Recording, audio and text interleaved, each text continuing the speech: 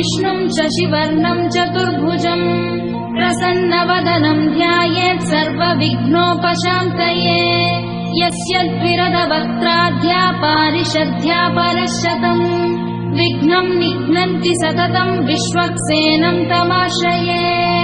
व्यासं वसिष्ठनप्तारं शक्ते पौत्रमकल्मषम् पराशरात्मजं वन्दे शुकतातं तपोनिधिम्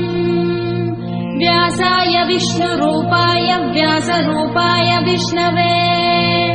नमो वै ब्रह्मनिधये वासिष्ठाय नमो नमः अविकाराय शुद्धाय नित्याय परमात्मने सदैकरूपरूपाय विष्णवे सर्वजिष्णवे यस्य स्मरणमात्रेण जन्म संसारबन्धनात् विमुच्यते नमस्तस्मै विष्णवे प्रभविष्णवे ॐ नमो विष्णवे प्रभविष्णवे श्रीवैशम्पायन उवाच श्रुत्वा धर्मानशेषेण पावनानि च सर्वशः युधिष्ठिरः शान्तनवं पुनरेवाभ्यभाषत युधिष्ठिर उवाच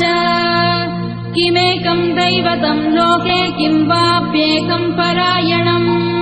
स्तुवन्तः कमर्चन्तः प्राप्नुयुर्मानवाः शुभम् को धर्मः सर्वधर्माणां भवतः परमो मतः किं जपन्मुच्यते जन्तुर्जन्म संसारबन्धनात् श्रीभीष्म उवाच जगत्प्रभुं देवदेवमनन्तं पुरुषोत्तमम् स्तुवन्नाम सहस्रेण पुरुषः सततोत्थितः तमेव चार्चयन् नित्यं भक्त्या पुरुषमव्ययम्